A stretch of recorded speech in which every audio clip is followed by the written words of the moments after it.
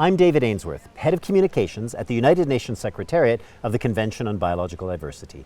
In today's SBI4 Biodiversity Beat interview, we're talking with Mweene Chaambwa, who's with WWF, and we're talking to him about NBSAP implementation. Mweene, welcome. Thank you so much. Thanks, David.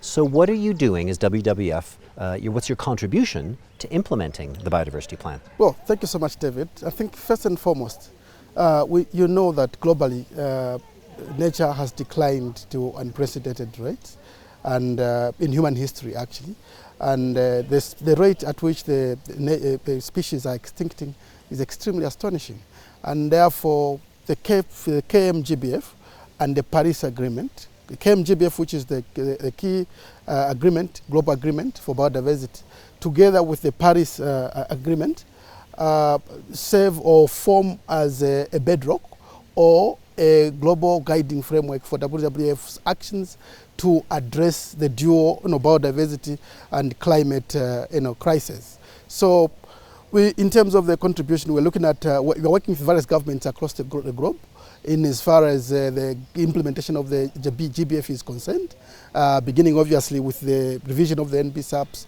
and also subsequently the implementation of the NBSAPs thereof. Yeah. So you've got a lot of experience. WWF is accompanying governments across the world. What are the top 3 things that governments should be doing to implement this framework?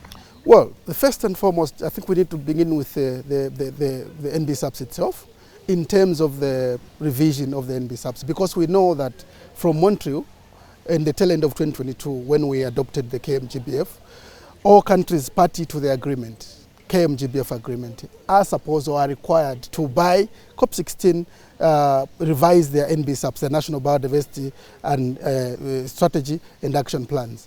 Or by that time we'll have set their national targets already. But then if you look at where we are right now, only 7 countries actually, including European Union to make it 8, have submitted the NBSAPs out of 396 parties. So this is a concern to us, and we think that the countries or parties need to expedite the process of revising these NBSAPs, because this is the beginning and this is the cradle of the implementation. That is one.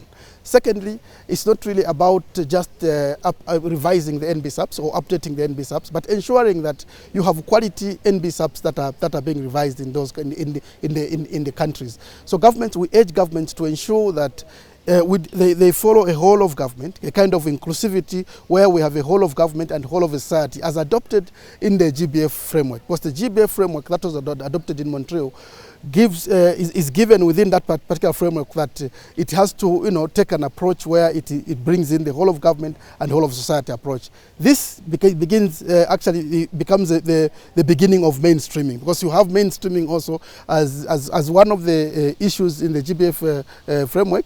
Therefore, when you undertake or when you choose to take an approach of the whole of government and whole of society, already you are beginning to mainstream some of these activities. The other point I wanted to put across is on the resource mobilization. I'll remind you, David, that the world failed to meet any of the targets which were agreed on in 2010, the Aichi targets, simply because one of the major reasons why we failed to meet those targets is because there was no money on the table. So I think it's important that the $20 billion pledge per year by 2025 that was made in Montreal is brought to the table so that it helps in terms of implementation, including the revision of these NBSAPs that countries are revising. We need money on the table to ensure that it supports implementation of the KMGBF. The other thing I think we need to really cast our eye on is on the harmful subsidies. The world actually today is spending about $1.8 trillion per year on harmful subsidies. If you check that $1.8 trillion per year subsidies, it's about 20 billion we're asking for to implement the GBF framework. Is like 1.1% of the money that is spent on harmful subsidies. This is money that is spent on something that is going to compromise the integrity of the ecosystems. And if we are to bend the curve, then it means that we have to rethink in the way we do our subsidies, in the way we spend money, to ensure that we reduce money that we spend on harmful subsidies. So it's the NBSAPs, it's mainstreaming, and it's both this resource mobilization and subsidy reform. Okay. Yes. How can we get rights holders and stakeholders, such as Indigenous peoples and local communities, women and girls and youth, involved in the framework? I think I would want to remind you that the framework itself, the KMGBF framework, mentions the Indigenous people and local communities 18 times. This underscores their importance, actually, in terms of the implementation of this framework.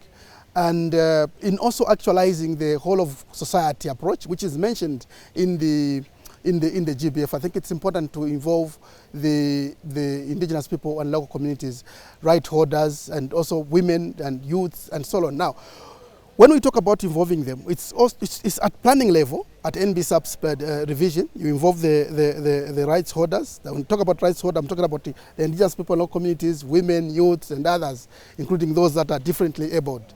So involving them at planning level, that is at revision of NBSAP's level, ensuring that they participate in national target setting, because them participating in national target setting or participating in the process of revising the NBSAPs means that it's easy for them to also participate in the subsequent implementation, because it starts from there. And also it's good to mention that the IPLCs actually cover a landmass of 32% of the earth. Now it's important that those people are able to get involved into these issues, because they are actually affected by so many things that happens around nature, in as far as it is declining towards the 2030. So we have actually a task ahead of us, because 2030 is coming, and you know we're almost 4 months into Cali, because in 4 months' time we shall be going to the beautiful city of Cali in Colombia, where we're going to look at the NBSAPs in terms of what kind of NBSAPs, in terms of ambition, have countries come up with. So we would actually call upon countries to be a bit more smarter and a bit more, to expedite the implementation process, to ensure that by COP16, a number of them, let's say maybe more than 50% of countries, will have at least revised their NBSAPs. Not only revising, but ensuring that those particular NBSAPs that have been revised still carry the ambition, because what we want is to ensure that the ambition which is enshrined in the framework is carried at minimum into the NBSAPs, so that the NBSAPs reflect that particular level of ambition that is in the framework. So involving of local communities, that is Indigenous people, local communities, the women, the youths, is very cardinal to ensure that we meet the human-based approach way of doing things. That's great. Whole of society approach, Yep. mainstreaming, finance, all of it. Well, thank you for giving us that recipe for moving forward. Thank you so much. Great. Thanks so Good. much. Thanks, Greg.